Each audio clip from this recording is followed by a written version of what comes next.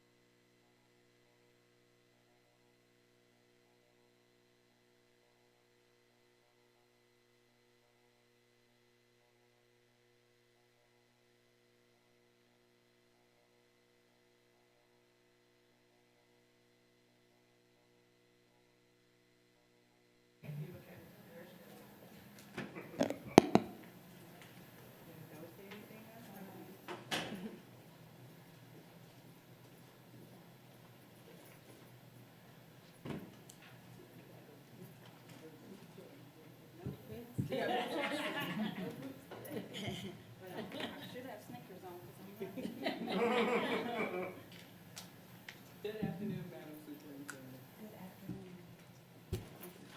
Extending me grace. Oh, of course. We all need.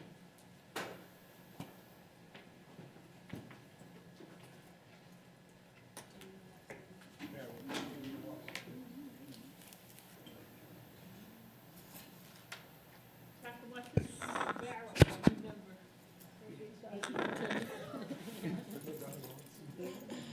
Nice to meet you again. Get to meet you, sir. From all? Make her wear. Yeah, he may as well. Yeah. Stephanie Kimball. Nice to meet you.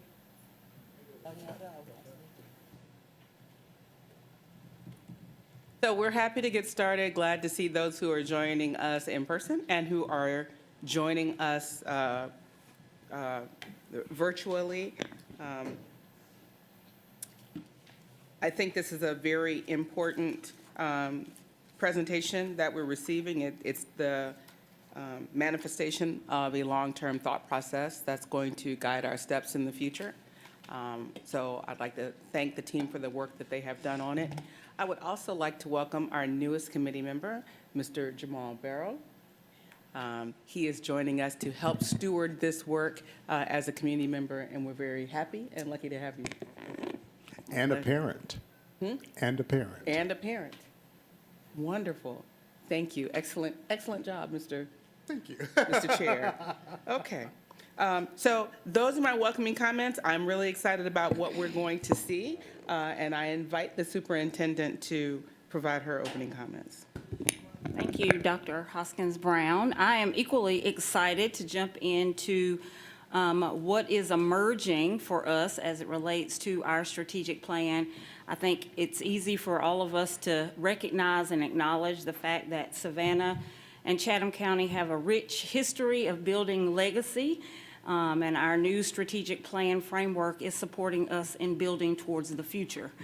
And it has been shaped so far by many voices, but there are many voices that are still left to be heard. So this is just an initial opportunity for you to get a glance at some emerging themes, some emerging areas, and we certainly want this committee's feedback, not only today, but along the way, so that we shape a strategic plan that is collectively shared and owned by not only the committee, but the board in its entirety, as well as the community. So with that said, I think we can invite Dr. Taylor up to the podium to get us started. Thank you. As she approaches, I'll entertain a motion to approve the agenda. Is there a second? It's been properly moved and second to approve the agenda. Are there any modifications to the agenda? Okay, hearing none, we'll accept the agenda by unanimous consent. I'll entertain a motion to approve the minutes for the October 21st meeting. It's been moved. Is there a second? Second. Thank you. It's been properly moved and second. Are there any corrections to the minutes from October 21st? Okay. Hearing none, we will accept the minutes by unanimous consent. Thank you, Ms. Taylor. All right. So, good afternoon.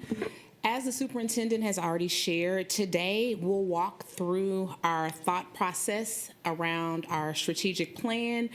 We'll spend time highlighting how the plan is beginning to take shape, and we'll also share some very, very early, high-level initial findings based on the data that we've collected up until this point. I want to start by providing additional context for the conversation, specifically around our goals for today. So we really want to build a shared understanding around the plan's design, and also begin to look at how pillars and priorities drive strategy, budget, as well as long-term return on investment as it relates to the things that we say are most important and how those outcomes are actually being shaped. Before you change slides. Is our cover slide correct? Did you graduate? Well, it's a long story now. Congratulations. You thought you were just going to slide that by? You're just going to earn a doctorate and you're just going to slide it right on in? I We're not haven't supposed to graduated, notice? but Tuesday I did defend, so I look forward to graduating. Yay. Congratulations. Okay, thank you. You're welcome. Thank you for that. So I will forge ahead, and I didn't leave it stuck on that slide on purpose, but I noticed I wasn't advancing the slide, so that's probably how you caught that. But we'll move ahead and look into, and I really want to pause to kind of anchor ourselves around the board as well as the administration, how we work together to create the strategic plan. And at the core, when you really think about this, it's a shared commitment. The board governs and sets the direction, but the administration executes and operationalizes the plan. And though the roles are different, our goal is the same around how we move the district forward. So I want to point that out because this whole process will be undergirded by that. I believe it was at Informal I had a chance to talk a little bit about our planning process, so I want to bring this slide back up, and I want to just highlight a couple things very quickly as it relates to the process that we're using to develop the plan. It is phased by design, and we're currently in the stakeholder engagement phase, so we're both collecting quantitative and qualitative feedback, and we are being very intentional about transparency. So as we gather feedback, we are intentionally analyzing it, but we also want to share out what we are learning as we collect feedback, because we want to create clarity around how the inputs from our stakeholders are helping inform our plan, and you'll get a glimpse into that today. All right, for the fun stuff. Now I kind of want to walk you through the structure or orient you to our thinking around how we'd like to structure the plan. At the very top, you'll see that we've listed pillars, and the pillar is new to this plan, and what it represents is our long-term aspirations and what we want to achieve through the life of the plan. Pillars are intentionally broad and system-wide rather than being tied to specific or individual departments. If you remember our last plan, it could have felt a little siloed, like you could have felt like it was a strategic priority is what we called it. It felt like maybe the school side had a strategic priority, the HR side had a strategic priority, and what we're saying now with the pillars is that they would really run across areas, and obviously there are going to be some specific things that have to be led by individual departments, but we want our overall aspirations to span across the departments, and that's what the pillars represent. And under each pillar, you will notice priorities, and these reflect the most critical areas of focus. And what we're really saying is if we do these few things right, we'll make the progress we need towards our aspiration or that specific pillar. And under each priority, we'll identify key actions or strategies, and these describe how we'll actually move the priority forward. What is also new to this plan is we're explicitly including and calling out commitments, and commitments reflect shifts in practice, behavior, and ways of work that enable or accelerate strategies. So this helps clarify what we're going to commit to do different in order to be sure that we get the intended outcome from the said strategy. Another important shift, and I don't know that it's a shift, but it's an important to call out, is how we're thinking about investments. Rather than viewing the budget or investments as a standalone or add-on, investments are intentionally directly connected to our priorities, and we're looking at each priority, the investment, and what our intended outcome will be, and we're doing that on the front end, and again, not as an add-on or a standalone. Of course, we have our KPIs, and they serve as the measures of success. They help us monitor progress over time, stay clear on whether our actions and investments are producing the outcomes we intended, and together, these components, based on this structure, we think help us be both aspirational, actionable, but also aligned as it relates to resource allocations. The chart that you'll see here is just a deeper dive into what I have just shared, so I won't go line by line, but what it does is it compares our current structure to our new structure, and you'll see the rationale or reason behind some of the shifts in our current structure to what we're proposing for the new structure. All right, now let's practice.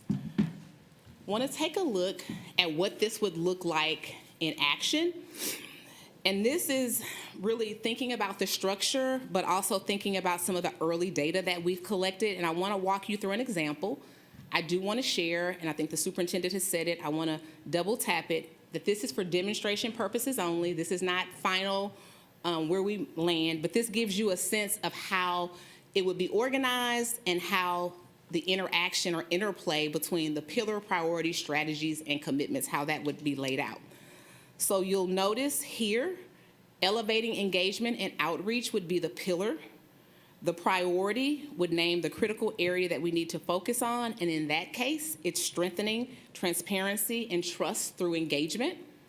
And then we've named a strategy which clarifies what we'll do, and it captures the key action, which would be shifting from one-way communication to authentic, two-way collaboration that informs decision-making. And then the commitments would describe, again, what we would do differently to enable or accelerate the strategy, which would be enabling engagement throughout the year, aligned to key decision points, and closing the feedback loop so that people understand what we heard, what actions we're taking, and why. Another way that I see this, or to think through this, is the priority sets the focus, the strategy defines the action, and the commitment establishes the conditions for success. All right, that was a mouthful, so I'll give you a moment or two, and then I would love to hear your feedback, reactions, and discuss Yes, Ms. Hall, I see your eyes. Discuss, talk a little bit about the structure. I'd like to see it, if you could give us an example. Microphone. Give us an example. Let's choose something to, as one of our aspirations and kind of go through it that way. Go ahead. I'm happy to do that. So I think a relevant and recent example would be as it relates to our boundary changes, attendance boundary changes, and what we do with facilities.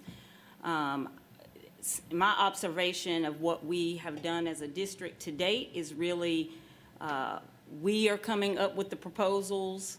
We take the proposal to the community, they react.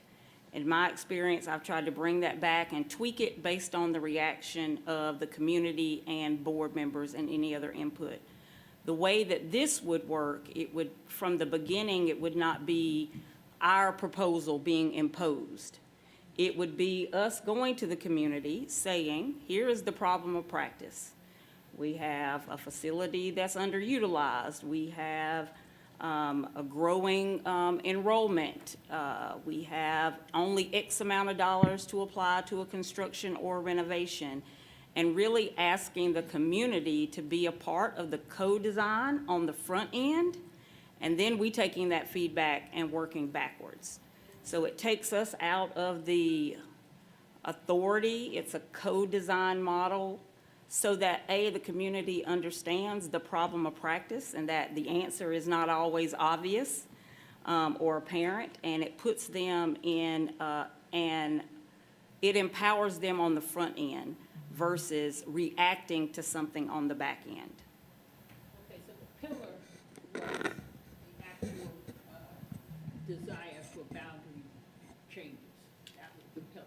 Well, no, the pillar is really elevating engagement. And outreach. And so the way that I typically define engagement is two-way.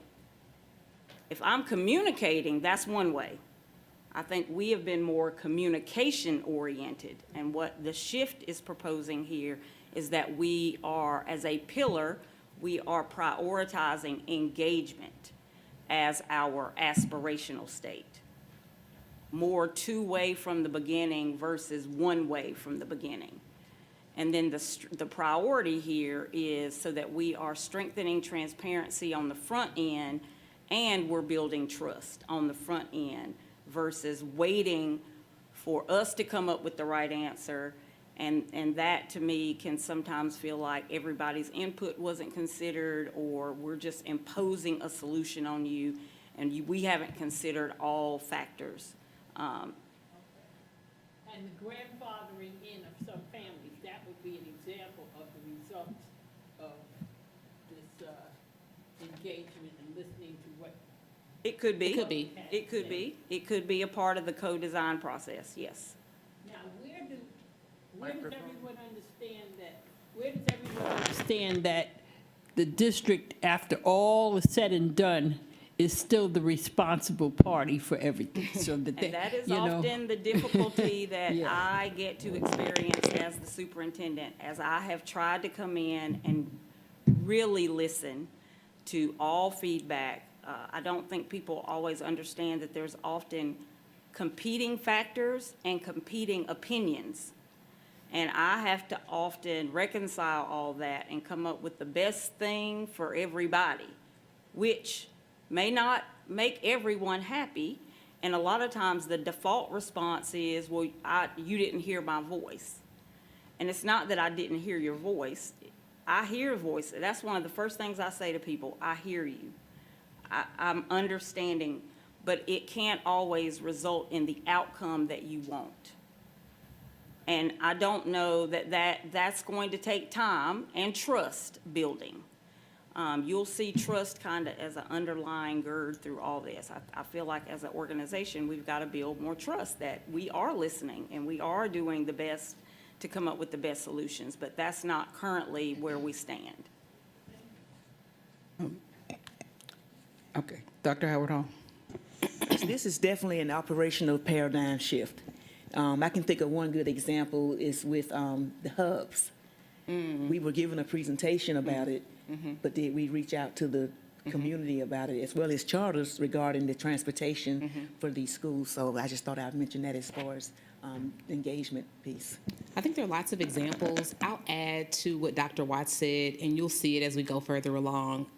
As decisions are made, we want to make or commit to coming back and sharing why decisions were made. So that way, if a person doesn't see or hear their voice, it's not because we didn't get the feedback or we didn't hear it, but they understand the rationale and that we did factor it in, but we may have landed somewhere other than where they were pushing or advocating for, but that doesn't mean on the next decision that we won't land in the spot that a particular person may be advocating for. So I appreciate the fact of circling back to say why a decision was made, and I don't know that we always close that loop, and I think the way we name it here is to close the loop, but you're absolutely correct. It is a paradigm shift. So I want to address the operational shift. I have a couple of questions, but then I also want to talk about the significant shift. The simple question is, on your example of the structure in action, Sure. what's the mechanism for the two-way communication outside of surveys? So what the example that you used was a community meeting, but what's the mechanism for that return of feedback? So as we look at the specific strategies and tactics, we will name those. We're not committing to one upfront. What we are saying is that we'll use multiple mechanisms. So it will depend on what it is, and it could vary. So there is not only the survey, not only the community forums, but there will be a variety of things used. And you'll pick up more of that as we move forward and you hear about strategies and tactics. Okay.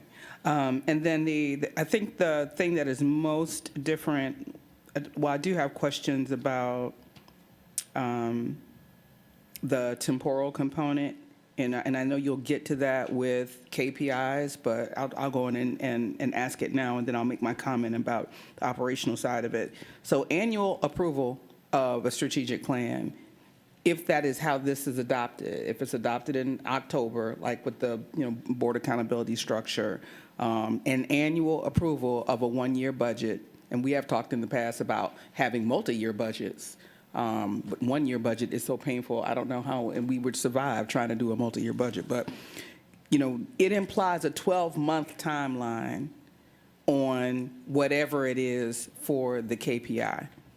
If you have an annual approval process for an accountability plan and an annual approval process for the budget, then it implies an annual review of a return on investment. But everything that you're doing is not going to manifest within 12 months.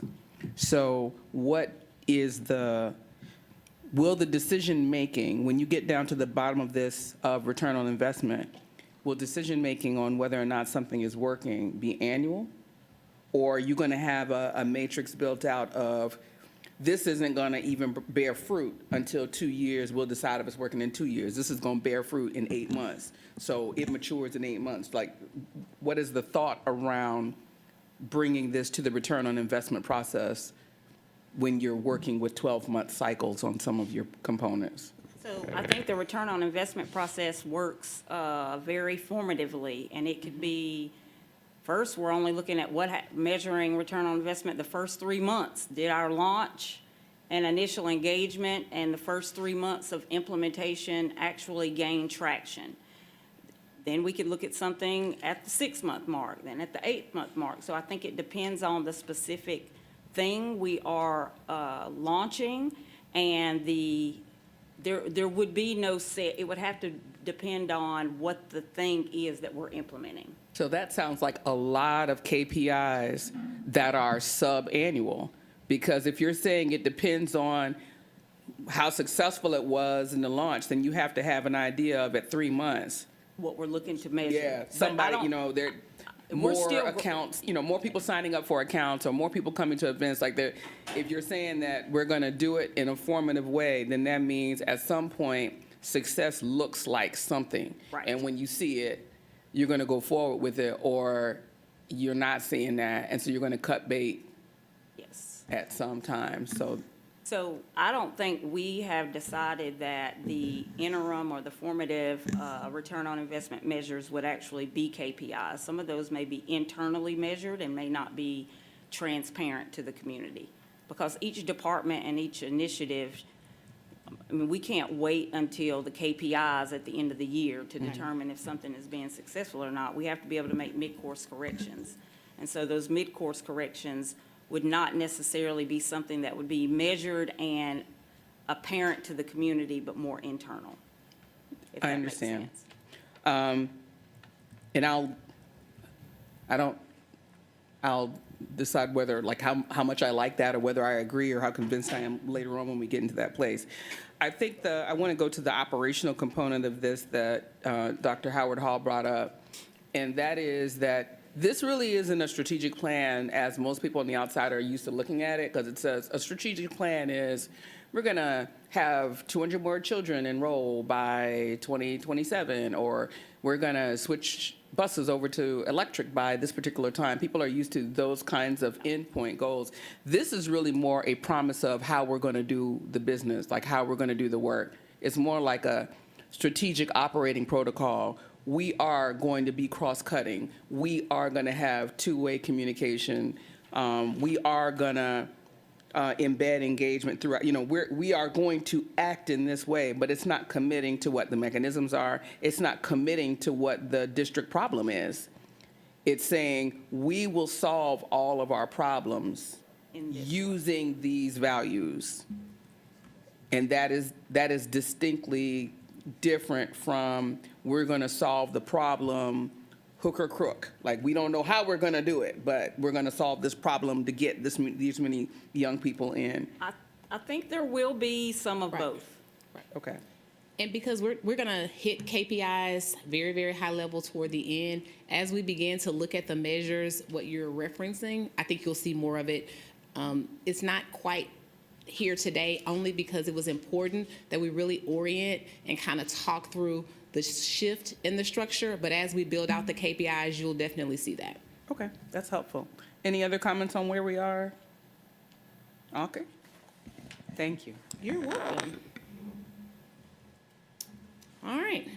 So now we're going to shift gears a bit and begin to see a little bit more of some of the early feedback. And what this slide shows is the inputs that are coming together to inform the early themes. And we're drawing from multiple sources, including historical context, the superintendent's vision, early stakeholder input, informal feedback from both the board and stakeholders, third-party reports, and then, as I've mentioned before, both quantitative and qualitative data.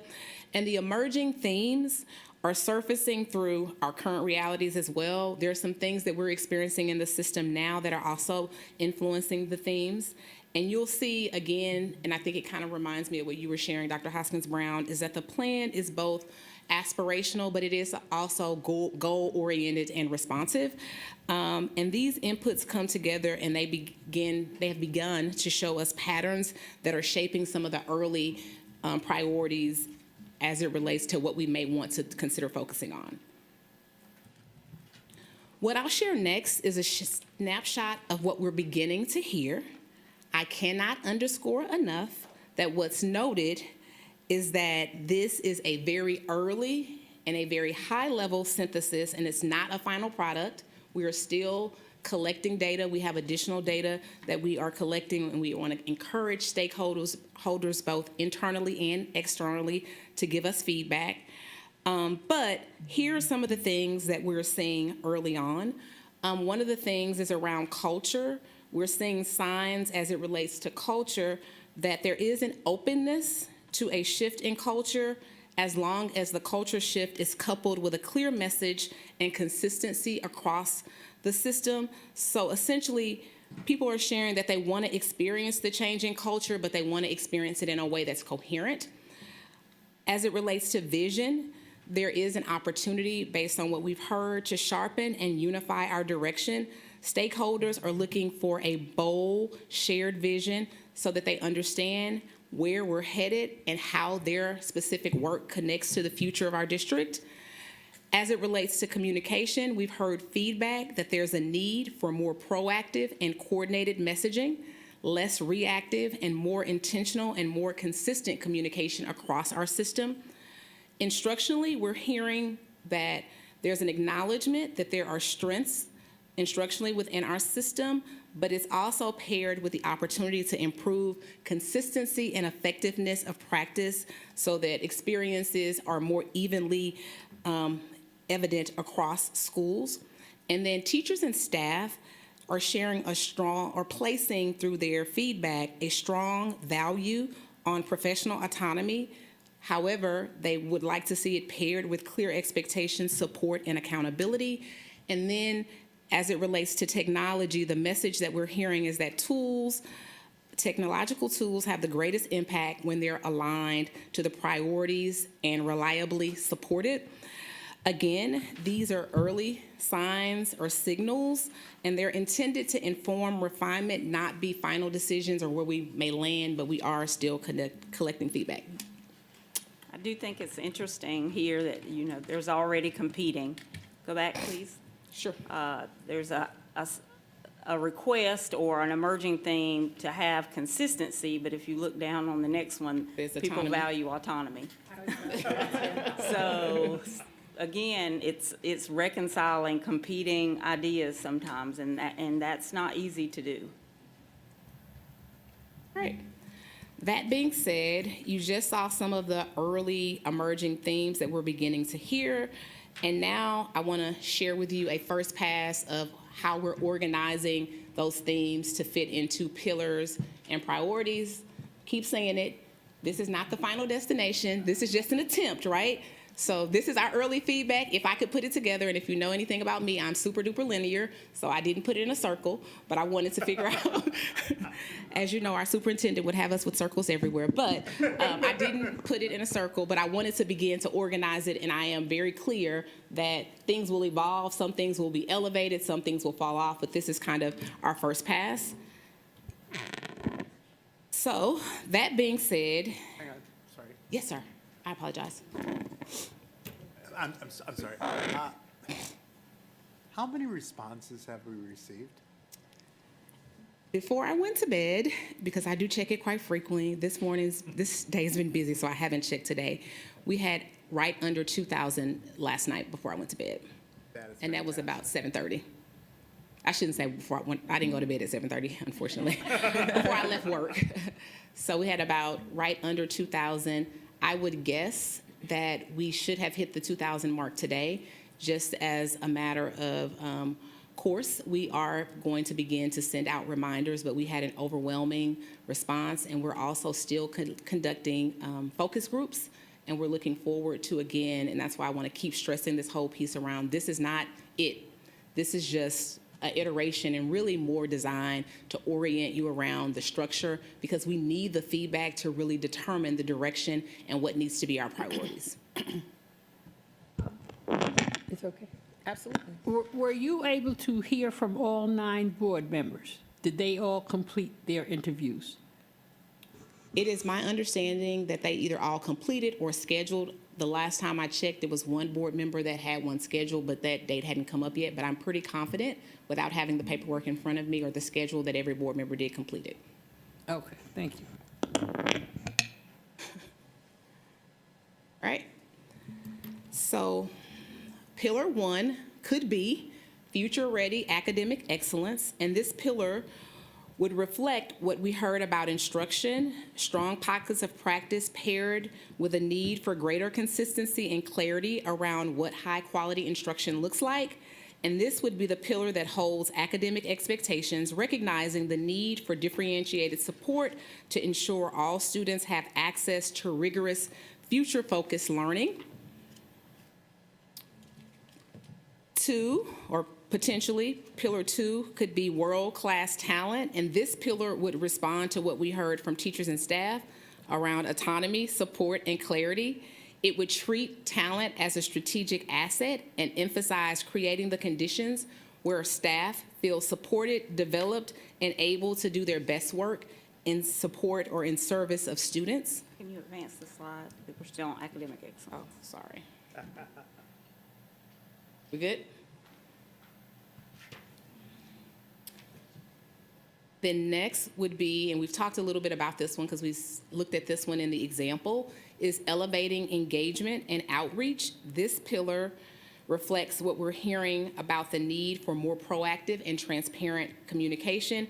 And for engagement, this would again go beyond the one-way messaging to meaningful partnerships and collaboration. It positions engagement as a core leadership strategy, bringing internal and external stakeholders into the work of designing solutions together.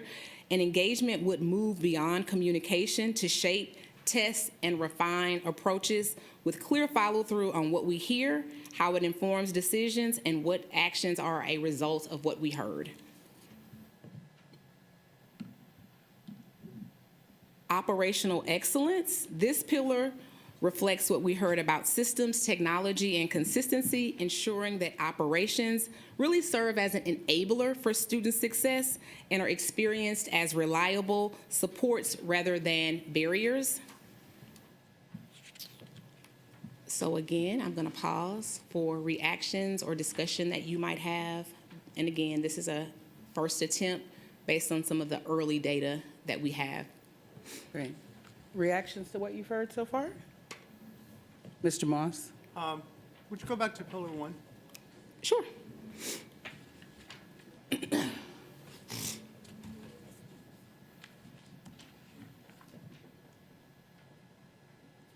And I know this is early, but are we going to put a number when we say strengthen literacy, numeracy, and foundational skills? Are we going to put a number on what our goals are? Yes. And I'm Mr. Aspiration. So very aspirational, but I think when we finish this, well, I know it can be done, but really, my phrase, dreaming big. Yes. Yeah. Yes, we will put a number, and that goes back to the earlier conversation. That'll show up in our KPIs. Yes. Ms. Hall? What we're really trying to do here is change people's behavior, and that's something. That's a whopper. I mean, a whopper. And I have this argument all the time with my husband because he tells me how people have these ideas or they have these criticisms but they're afraid to speak out because they'll get in trouble. And I try to tell him, as long as that attitude persists, none of those ideas or communications are going to rise to the top. They're just going to swirl in that circle at the level where they originate, so nothing's going to change. So I guess I'm trying to figure out which one of these is going to compel, or that's not the right word, compel, encourage people to speak up thoughtfully and reasonably. I'm not talking about craziness now. I'm talking about, if you really have a value that you want to get across, how do we get it from the teacher to the principal to the mid-level to Dr. Watts to the board? How do we encourage that to go up rather than just continue in that little kind of cesspool circle that never gets anywhere? I think that's where you'll see it'll come alive more in the strategies when we're able to get more specific. But of course, I do have a vision for how that might work. One of the things that you don't see in here is that in our next strategic plan, I would really like to elevate student voice. That is a group of, those are our clients. That's who we work for, right? I would love to see a student on our school board. Other districts do that. I don't know why we couldn't have a student on our school board. But I think some examples of how we're trying to do that now would be Student Senate. Like, Student Senate has been a significant driver in how you all have received policy updates around school uniforms. They weighed in on that. They also weighed in on our cell phone policy, and they're weighing in on some things now that will be more future-facing. But there are a variety of tactics. Obviously, you have the obvious ones, town halls, parent meetings, and things like that. But to your point, sometimes those don't necessarily generate the type of input. So I'm thinking there would be opportunities for smaller, the way that I am referring to it in my mind, don't know that they'll land in the plan, but more along the lines of innovation fellows, where we may take a small group of employees and over a period of 60 days, we work with a small group of people, we present the problem of practice. It could be parents or external. It could be community members, it could be parents. We put them in a room, we say, here's the problem, and over the next 60 days, you all are gonna help us come up with it, right? And people could apply to be a part of to be an innovation fellow and to help us solve those types of things. I really want to strengthen our teacher senate. It still has not materialized into what I want it to be. I think our principals now are beginning to exercise their voices more, but we need to do more around that. Because one of the things that Stacy didn't say, Dr. Taylor did not say, as it relates to our early feedback, is that people are saying they want innovation, but it's not getting down to the people. Yeah. Like, they understand it from up here. They hear sometimes what I say, but it's not being materialized at the ground level. It's not getting to the people. And so we're gonna have to have some additional strategies that would allow people who may not necessarily feel like they have a voice to have more of a voice. So smaller group engagements, focus groups, innovation fellows, student senate, I can probably list 25 different ways. Well, But we what don't want I, to commit to anything because I think it could vary based Right. on what the Yeah. issue is. I'm very proud of what I see coming out of the student senate. But the teacher senate, that's an area where, to me, there's not a real understanding among our teachers of the year about what their responsibility is. Hasn't gotten there yet. Teachers will complain to me, and I'll say, have you told that to your teacher of the year? Oh, no. Some of them, so if they're not communicating at a faculty meeting, I'm your representative to the superintendent. If you have suggestions or complaints, let me know what they are. I don't think they really realize that. So I think that, I have articulated it, it's not been practiced. And really, the first person they should be taking concerns and questions to is their principal.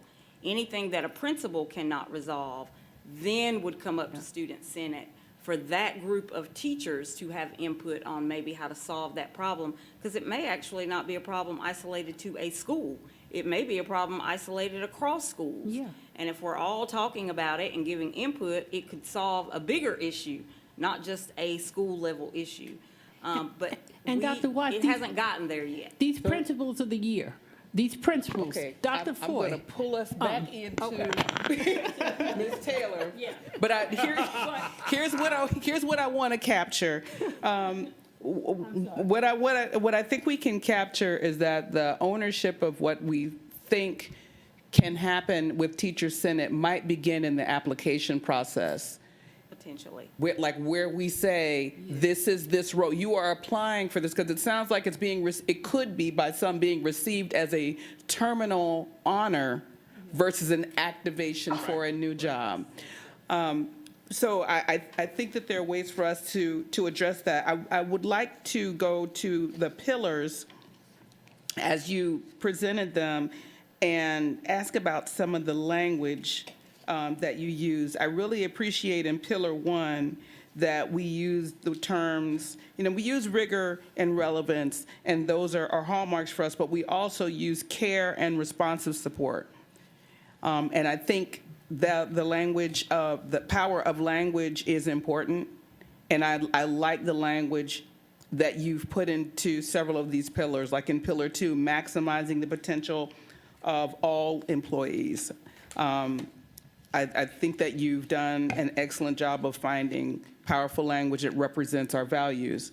In Pillar 3, I have a question about how we are articulating the actions we're taking and why decisions are made.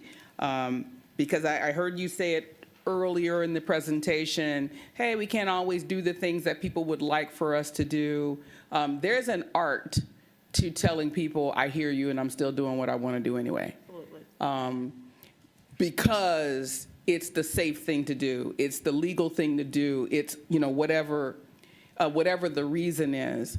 Have we thought about the way that we're going to undergird ourselves when you start having those hard conversations and you tell people, yeah, I heard you spent 3 hours in a meeting telling me this, and I'm still doing the opposite of what you want me to do? Like, have we thought about the art and the science of communication and consensus building after you use all these mechanisms to listen, and then people feel unheard because of the way they think Yep. the decision was made? So I don't know, I think we have thought about it because some of the things that are being highlighted here, we do have some really good examples of when we've done it well already in the district. So we need to learn from those examples.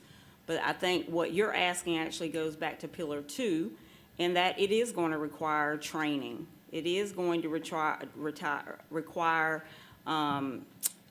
people getting feedback on current practice so that they can begin to shift practice. So this piece around developing our staff, because we are asking for a new way of behaving, that has to be coupled with the right professional development and support. But we haven't gotten there yet. Ms. Campbell and then Dr. Howard Hall. I see the intention with which this has been thought through, and I greatly appreciate it, especially the part where we're going to measure things at the end. I love that. But one concern that I have, and one reason I also appreciate it for the record, is that I think communication, that was one of my big takeaways from the meeting that I had was, we need to communicate really well, very transparently. I think we will build trust in the district where it's lacking, and I know Dr. Watts personally has expressed that she wants to hear, and she, we're not punitive, and, and so this is how we do it, and I see that.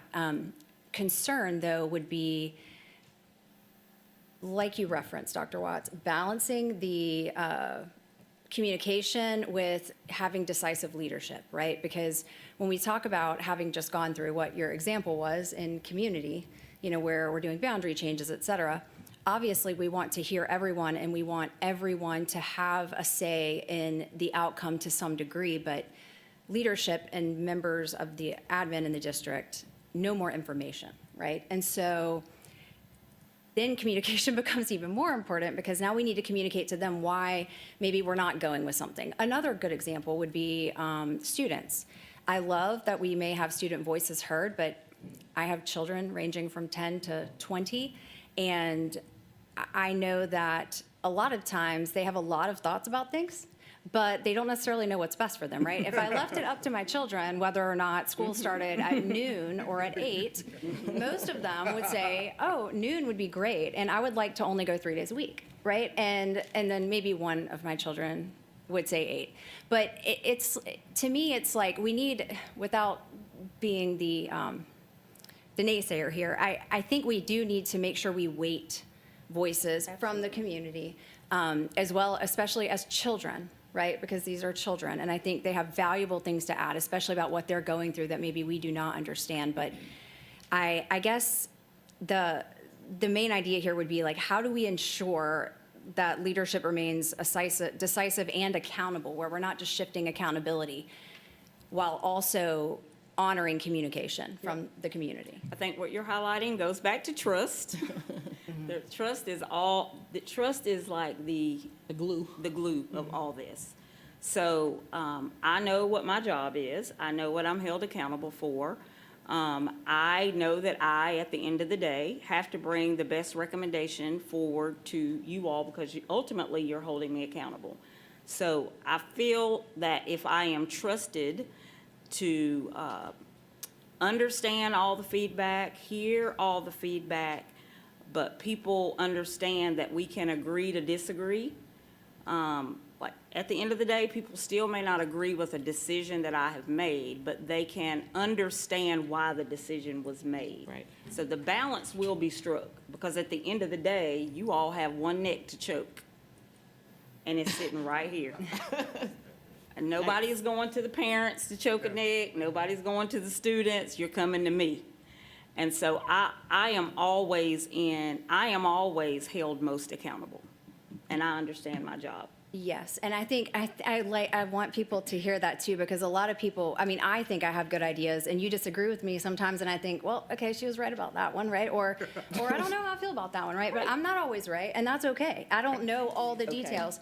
I think what my main point here is that a lot of people don't want to manage the system, they just want input, and I love that we're offering that, but they do want to trust the person who's leading. Yep.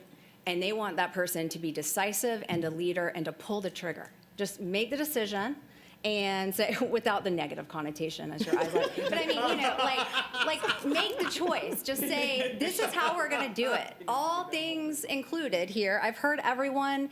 I know where you're coming from. This is why we can't do this or can do this. And then I am just going to decide this is what we're gonna do. And they wanna know that that person is decisive, and then they will trust that leadership. Yes. And that's it. Thank you. Dr. Howard Hall? Yes, I'm just referring back earlier to isolation of departments. You know, we have so many departments, and these are millions of dollar departments. And so I would like to see or hear your input on actually the budget planning and allocation process with all of these different departments that we have with these humongous budgets to include, not limited to state and federal. So, and that's really a huge shift to merge all of these departments to include the budgeting process. We're in the process of Yep, doing that right now. Yep, we're doing it as we speak. Yes. So again, these are not new ideas. Some of them have been in practice along the way.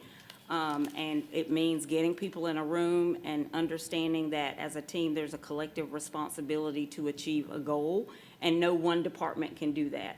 So we have not gotten down to how this all looks up against a budget yet. So I'm not gonna be able to like really articulate that clearly today. But I will say that like in some cases, if you go back to academic excellence, in my mind, our Board of Ed police and our child nutrition fall under academic excellence.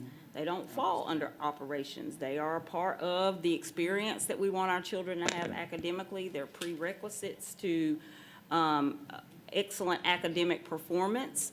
And so I think once the plan is finally laid out, you will see that it will almost be impossible for the budget not to be cross-cutting.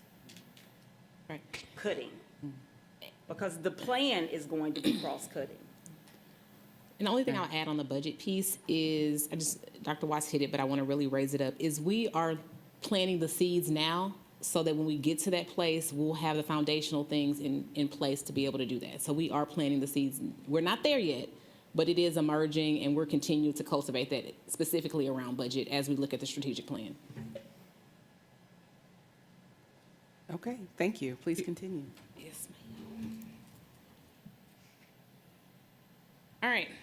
So we have talked a little bit just through other conversation around KPIs. And again, we won't and don't have the KPIs threaded out because this is iterative and this is our first iteration. But as we think about finalizing pillars and priorities, once they're in place, we are clear, and I've heard that come up in this conversation today, that we need to clarify how success will be both measured and monitored. And we know that our KPIs will help us track where we're moving to ensure that we're going in the right direction. They also support, or will be designed to support, accountability and guide decision-making along the way. And I hear you. We are going to be intentional about the KPIs that we select. So I don't know that we will reduce the number of KPIs per se, but we're going to be sure that we're monitoring and watching and measuring the right thing. So we are looking closely at what our KPIs are going to be so that we are tracking progress and impact over time. And also we want to just name that we know that though we are very aspirational in this plan, that we do need to have KPIs that are attainable and relevant and focus on outcomes that we can influence directly and also are directly back mapped or aligned to our priorities. Whatever those things that we finalize or name as priorities, we want our KPIs to be linked to that. And then finally, we recognize that the KPIs must be time-bound, so we're not just measuring activity or aspiration, as you say, but we're monitoring impact and progress over time or the life of the plan. The goal is not to track everything, so I want to be clear about that. The goal is not to track everything, but to focus on those things that are going to be most meaningful and give both you and the administration a way to monitor progress so that we both can ask the right questions and make informed adjustments as needed through the life of the plan.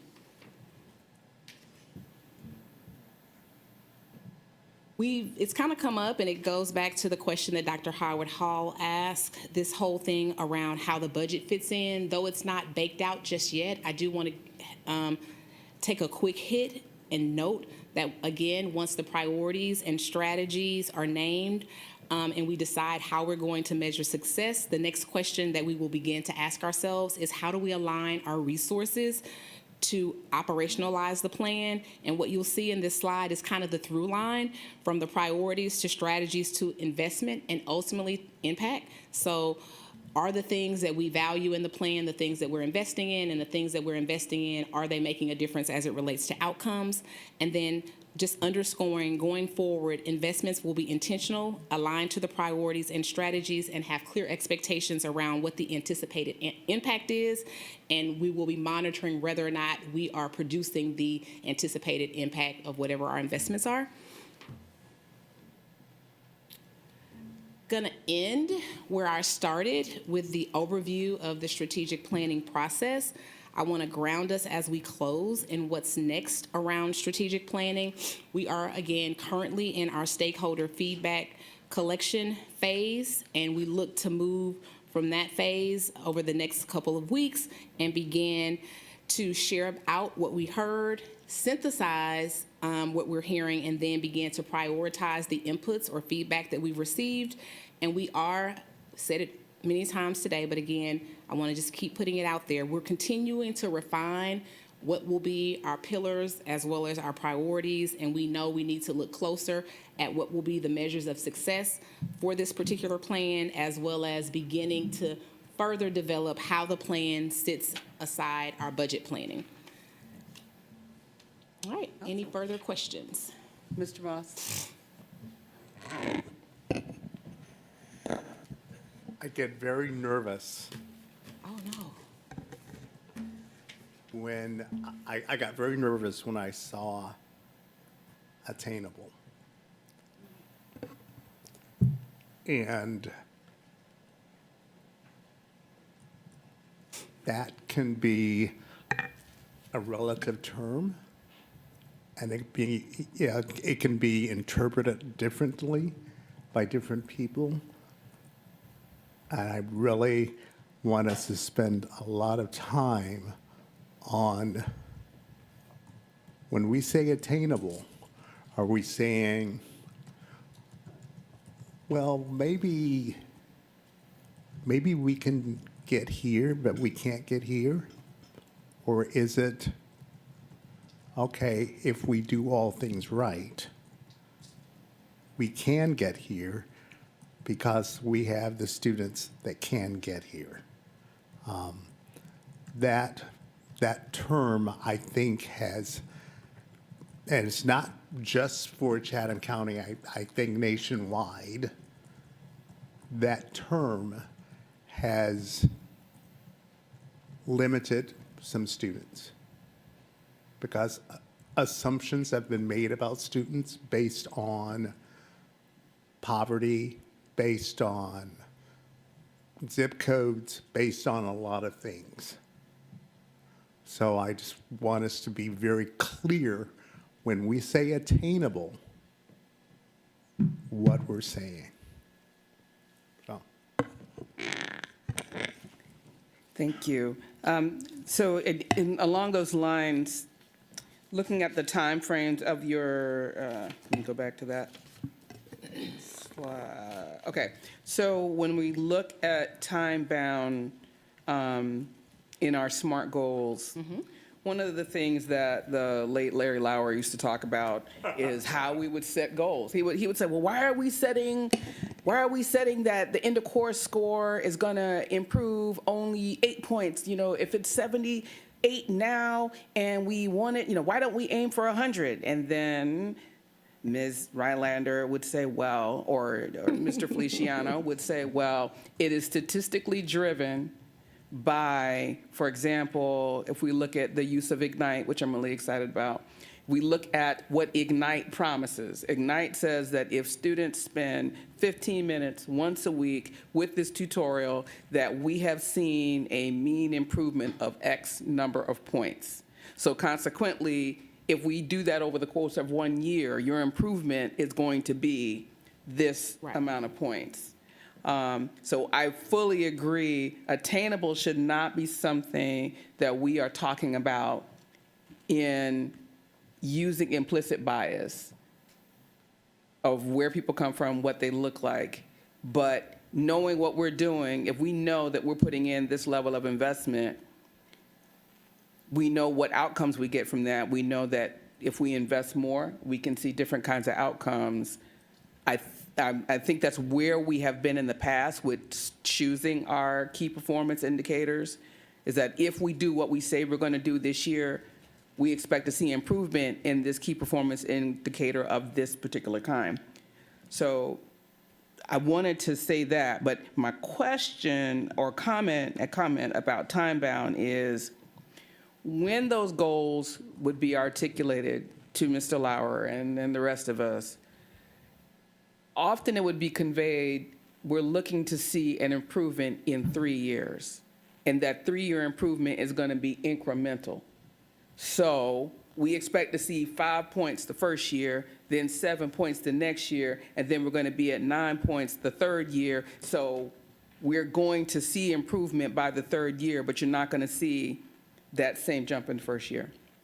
So my ask is, if we are looking at a completion time frame, we're looking at a time-bound outcome of what we think we're going to see, that we should communicate if there's fractional completion.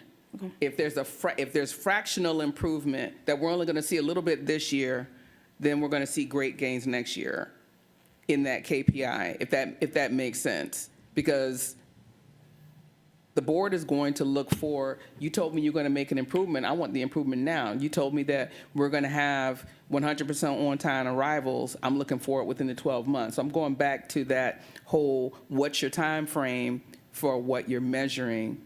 Because we're going to be looking, if you don't tell us it's not going to be in 12 months, we're going to be looking for it in 12 months or less. Right. And I don't know, is that making sense? Okay. You are, and you'll see that in our current model, and we'll pick that up, and I know the team is listening in the technical guide, because we do have milestones or markers that we plan to hit every year, and then what our end goal would be after the life of the plan. So I'm hearing both of the sets of feedback, and we're taking that, and as we get deeper into looking at the measures, we will definitely have that top of mind. Great, thank you. You're welcome. Are there more comments about what we've heard? Besides encouraging folks that have not completed the survey to complete the survey. I did share it on my social media. I'll share it again. Definitely want people to respond. Is there anything else that the team would like us to know for the good of the order? Thank you for encouraging participation in the survey. I also want to note that on February the 12th, we will have a community forum. So that's another opportunity for folks, even if they've done the survey and they want to come in and have their voice heard, they can come in person to participate in giving feedback. So that is an option that is available as well, and we would appreciate you all supporting and encouraging folks to attend. Great, where is that and what time? We're going to give you the details around the time and the location. They are confirming them today, so I don't want to put it out there because I haven't talked back to the team to see if the location is confirmed, but it'll be in the evening. Understood, and it'll be on the calendar that's at the district Yes. website, so. Yes, it will be on the district website, and we're going to send out individual correspondence so that both community, staff, and families have access to it. Wonderful, thank you. You're welcome. Dr. Howard Hall, and then Mrs. Hall. Okay. One thing about the district website, it does give a prompt. You cannot go on there without that survey. By design, that's by design. I love it. That's I by love it. You have, design. it's drawing attention to a lot of people. And I like to also say that it's good to see that we have not turned our backs on SMART goals. Because SMART goals is just, they are actually, they work.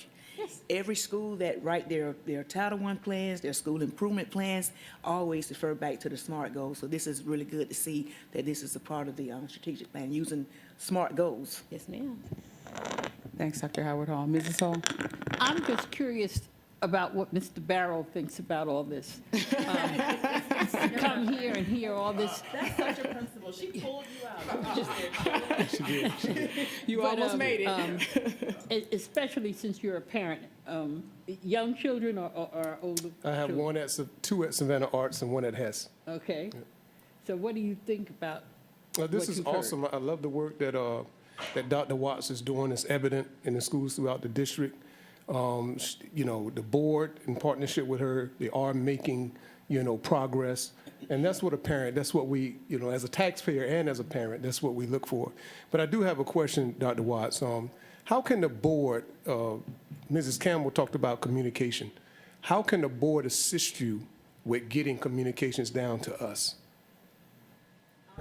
So I would give our board an A in that effort. They do provide updates to their communities. I can think of various examples. Dr. Howard Hall does a newsletter, and she uses a lot of things that she pulls from us to create that newsletter to put out to her constituents in her district. Different board members have town halls. I think we do a good job, but it is also incumbent upon us to provide the information that would go to, because if we give it to them, I trust that they disperse it. So I would give our board an A. I have one more question also. This is my last question. I mean, you mentioned investment, right? And then it said investment and then impact. What controls are in place to say, listen, we need to cut bait on this instead of continuing to waste money on something that's not working? That's our return on Great. investment. Great question. So we have done or began and are continuing to build our muscle around return on investment. And so we use the return on investment model to look at an inventory of what we call our programs. And those are the things that we are investing significant time, people, and money in.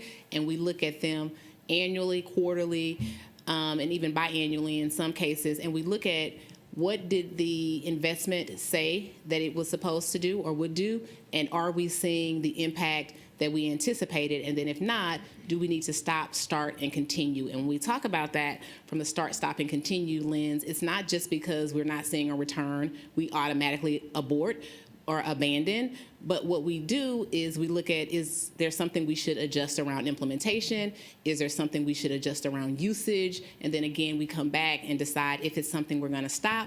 If it's, because there are a lot of times we're also seeing investments, and you heard the reference to Ignite, that are making a difference, and those are the types of investments that we scale. So we have a whole body of work around return on investment, and that's how we're looking at that. A real-life example and a recent example is I've asked every cabinet member to take a look at their budgets, really evaluate, do a deep dive, a scrub. While it may not be showing up in our program inventory, but just looking at their budgets, what is being used, what is not being used, how is it getting traction or not? And as a result of that, just this morning, we were able to reallocate money back to the general fund and reinvest those dollars in higher leverage things that we are already seeing traction on, or things that would address safety. And so that has really, that's the best example that I can give you. It's a mini cycle of return on investment. So it's not a part of that big body of work. But this idea of looking at our budget regularly and interrogating our budget regularly is really a practice that I'm trying to implement, not only at an ROI level, but we should be doing that every month, right? I look at my bank account every month and I interrogate, do I need to stop going out to eat so much? Can I really go on this vacation at the end of the year? How might I be reallocating money? Like, you just don't wait until the end and decide, boom, I need this big investment because my roof is leaking. You kind of have to do that. So there's a bigger ROI cycle going, but there's also a smaller one that's happening more internally. Thanks, ma'am. Thank you. All right, thank you. Questions? So I'll entertain a motion to adjourn. And seconded, okay. We will accept it by unanimous consent. Thank you for your attention, time, and talent to this meeting. Thanks. Thank you. Thank you. All right.